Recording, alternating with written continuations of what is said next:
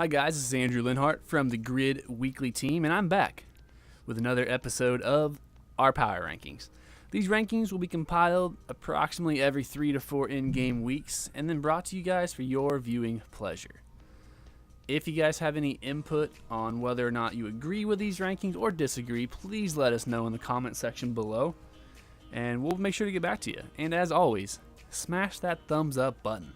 So, let's not waste any more time, and let's go ahead and bring up that 32nd through 11th team graphic and take a quick peek at those teams and see if there's any changes or surprises. All right, so when you first glance at it, the first thing you probably notice is you go to the bottom side and you look at the Cowboys down there at number 32. They haven't moved. They're still there. Right now, that franchise is in absolute turmoil. The front office, the ownership of that team is struggling.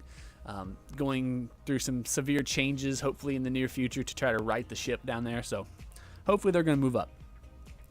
Next, we got the Lions, who dropped down below the Ravens. Both of those teams, they're both winless. The Ravens, I do believe, are going to get the win over the Steelers in Week 12, which we should be advancing to that shortly, or through that shortly. So I'd look for the Ravens to have a win under their belt. So that's kind of why I moved them up to number 30 as opposed to 31. Both teams honestly show tons of promise and honestly just need to execute when the time is right. Next, I did shuffle around the Rams, the Dolphins, and the Steelers. Moved the Steelers up two, the Texans, my apologies. I moved the Texans up two, and the Rams and Dolphins down one each. And honestly, that was just going through and looking at their past few weeks, their performance, how they did stat-wise, and that's just kind of what I felt, where I felt they should be. Next up, you might notice the Steelers. You might see them at 23 and question why they took quite a drop, especially since they have a pretty decent record for being that low. And honestly, there's tons of confusion right now in the front office of that team. A new owner is probably in the works because the team is just really struggling. So back-to-back losses, front office turmoil is pretty much the reason for their dropping in the rankings. Next, if you look at those teams, the Bengals, the Dolphins, the Jets, and the Saints. All four of those teams have shown that they can be a good team. They have beat good teams, and they've lost to bad teams. So right now, they lack consistency. And until that consistency can be found, it's going to be really tough for them to crack the top 20. So speaking of top 20 or 21, let's jump and look at 21 through 15. And honestly, there's not a lot to say about it. It's a giant cluster of mediocrity. And unless things change for those teams, they're pretty much going to stay mediocre, and they're pretty much going to stay right there. I've played a few teams that are in that range right there, the Patriots, the Chiefs, the Broncos. They're all solid teams. But again, as you're going to notice throughout this Power Rankings video, the theme is going to be consistency or lack thereof. And that's honestly the reason why they are where they are. So until that changes, they're going to stay there. Next thing you might notice, the Bucs, they did actually shoot back up. They went back up about 10, and honestly, that's just due to having a more consistent owner now. But the thing you might really be drawn to is the fact that the Falcons and the 49ers sit at 11 and 12. Last week, both of those teams, I believe, were top 10 teams, or right there on the fringe, them and the Seahawks. I mean, those three teams have been top 10/fringe top 10 teams this whole season. So, but they did fall out of the top 10 from last week. So that's honestly a big change for them. And honestly, what that's mostly due to is just the losses that they've suffered the past couple weeks. The fact that they've lost to poor teams and how they've lost. But looking at both those teams, they're both very talented, and I look for both of them to try to move their way back into the top 10. So, speaking of top 10, let's not waste any time. Let's go ahead and look at the top 10 teams. So, number 10 of our top 10 is the Minnesota Vikings. Minnesota Vikings are a team that possibly should have dropped out of the top 10, but I felt they deserved that spot slightly more than the Falcons or the Niners. In the past 4 weeks, they have a 2-2 record, which doesn't seem too bad, One of their losses came to the Jags, which, they're a great team, so no shame in that. But their other loss came to the New Orleans Saints, who, while I love the Saints, you can't lose to the New Orleans Saints if you're a top 10 team. So, again, here's that word consistency. It's got to be shown, or this team is going to fall out of the top 10. So, let's go ahead and move on to our number 9. And this is a new face in our top 10. And they are the Philadelphia Eagles. The Eagles have looked absolutely sharp lately. I really don't know what to say negatively about them. They have a very soft schedule for the remainder of the season. Probably, from what I've looked at, probably the second or third easiest schedule going forward. Honestly, I look for the Eagles to win out, possibly finish with a 12-4 record, or maybe an 11-5, because the Bucs might give them a little bit of trouble this next week. But honestly, the Eagles are trending upwards right now, and if they keep doing what they're doing, I look for them to move up the ranks and definitely be a playoff contender. Moving on to number 8, this team is the Los Angeles Chargers. And they took quite a tumble. They were a number 4 team last week on the rankings. And again, here is that word, consistency. After winning 7 games in a row, the Chargers proceeded to lose 2 games in a row to the Jets and the Bills. And yeah, I said the Jets. So the Chargers are one of those teams that they've beat good teams and they've lost to some bad teams, like the Jets and the Texans. It's really hard to lose to teams that are in the bottom 10 and be in the top 10. So that's why they dropped to the number 8 spot from the number 4 spot. The quarterback, Simon McFarland, he has got to figure out how to limit the turnovers, or I can pretty much guarantee you those Chargers will not be in the top 10 next week when you see this video. Let's go ahead and move to number 7, my fault. Number 7 is the Tennessee Titans. And, they've dropped a little bit too. They've dropped 2 straight games, one against the Jags. Again, good team. But then they lost to the Bears. And this next week they take on the Colts and then finish out the remainder of the season against teams who all have winning records except for one. So their work's cut out for them, especially in that tough AFC South division with the Colts and the Jags. So when looking at this team, much like the Chargers, turnovers are what's honestly crippling this team. Against the Bears, Mariota threw 5 interceptions, and then last week against the Jags, Mariota threw 3. So if you can count, he has thrown 8 interceptions in the past 2 games. That has to change, or the Titans will continue tumbling down the power rankings. The number 6 team in the power ranks is the second new team to the top 10, and it is the Arizona Cardinals. Excuse me. The Cardinals, they've moved up in a big way, and not only have they worked their way into that top 10, as you can see, they've worked their way to almost the top 5. Looking at their schedule, I guess I didn't realize how easy of a schedule they've had this entire season. They have one of the easiest schedules, and especially the past few weeks, it's been really easy. And looking at their schedule going forward, aside from the Niners, they don't face any tough competition the remainder of the season. So, much like the Eagles, the Cardinals are definitely a team trending upwards, and I look to see them definitely take down the NFC West division.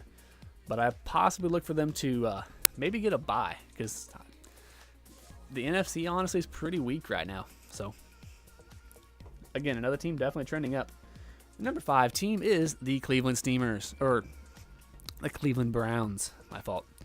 As of right now, the Bills and the Browns have not played their Week 12 game. It should be going on actually as I'm recording this. So I have the Bills at 4 and the Browns at 5. Those 2 spots could easily flip-flop depending on the winner of this Week 12 game. But if you look at the Browns, they've had an absolutely soft schedule the past 2 weeks, playing the 1-11 Raiders and the 0-11 Ravens. But looking at their schedule going forward, they do have a few tough games coming up, so I think we will get to see the Browns' true color in the near future. The only thing is, again, extremely soft division. Bengals, Ravens, Steelers. I mean, yeah, enough said. So let's go ahead and look at 4. Once I already told you guys, 4 is the Bills. Since the last set of rankings, the Bills got a big win over the Los Angeles Chargers. They beat they beat the Chiefs, but they lost to the Broncos. So, the Bills currently have 3 of their final 5 games against teams with winning records and have shown a little bit of inconsistency lately as well. So, they're going to have to definitely pick up the pace and stay consistent, get their running back Emory Clark going if they plan on winning out. But again, much like the Browns, the Bills are in that AFC East, not the North, but the East. Again, weak division. Patriots, they're subpar right now. A good team, but they're just really struggling. Then you got the Dolphins and the Jets. Both teams have beat good teams, but then they've lost to horrible teams. So it's just one of those divisions that, anybody could go in there and win that division. So I think they pretty much got it in the bag. So let's move down into our top 3. And honestly, these top 3 teams should not be a surprise to anybody. Number 3 is the Jacksonville Jaguars. No surprise. They were number 2 last week, but they had lost the Grid Live game to the Colts. So the Colts and the Jags have flip-flopped a little bit. The Jags have shown that they're definitely a tough team to beat, and any team that's facing them or sees them on their schedule in the future should start doing their homework before they even attempt to get on the field against them. Leonard Fournette is the key to the Jags' success. That and a pretty solid defense. So do your homework, be ready for Fournette, and then offensively, limit the turnovers and just play smart. And I think you're going to beat the Jaguars. Number 2, of course, is your Indianapolis Colts. As much as I want to argue that the AFC's weak, the AFC South does have 3 teams in the top 10 of my power rankings in the Colts, Jags, and Titans. So congratulations, AFC South. You guys probably are the overall best division in the grid, so congratulations. That was tough to say, just so you know. But anyway, with the Colts, real solid wins the past few weeks. But then you look at that Bengals game 2 weeks ago, and the Colts won 12-9. One has to question what went on that game. If you look at the Colts, they don't win games because of their offense, honestly. They win games because they have the number 1 defense in pretty much every category and the number 3 rush defense. They're a top defense by far. So perhaps they just played a stout Bengals defense that day, and the Bengals played smart and kept the game close. That easily could have happened. But regardless, top defense has this team set at number 2, and the Colts do have a couple tough games with the Browns and the Titans, but they finish out with 3 pretty easy games. So the Colts and the Jags are definitely going to duke it out for that AFC South title. Titans, good luck trying to take that over.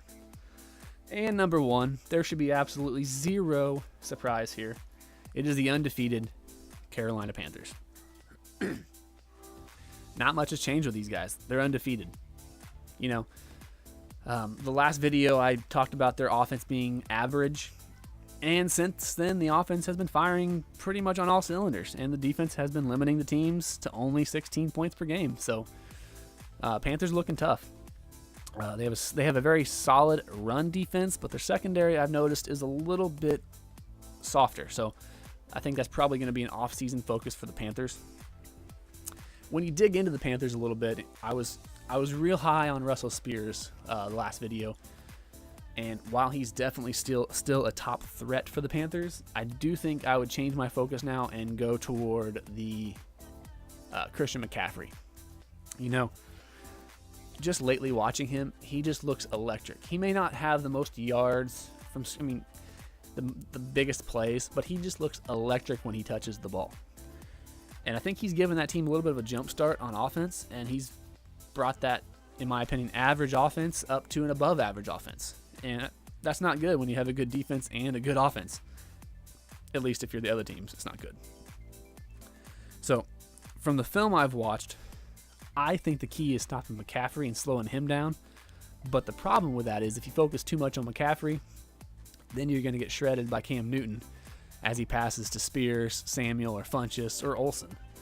So, Honestly, with the Panthers, it's a catch-22. So honestly, you need to go into that game expecting a shootout. And if you can't provide a shootout, you're not going to beat the Carolina Panthers. Looking at their schedule, they do play the Los Angeles Chargers week 13. But aside from that, the Panthers have the number one softest schedule going forward, in my opinion. So if the Chargers cannot scrape out a win against the Panthers, I definitely look for a 16-0 season in line for the Panthers. I mean, they're definitely a possibility. All right, well, I think we're going to go ahead and wrap that up. Thank you guys for watching and listening. These power rankings, once again, will be coming out approximately every 4 in-game weeks. The next set of power rankings might be postponed a week to become the playoff power rankings, and we'll just focus on playoff teams and go a little more in depth on them. Again, if you like or don't like some of these rankings, let us know in the comment section below. We appreciate your feedback, and smash that thumbs up button. It helps. It really does. So, until next time, this is Andrew Linhart of the Grid Weekly team, and I'm signing off. Thanks, guys.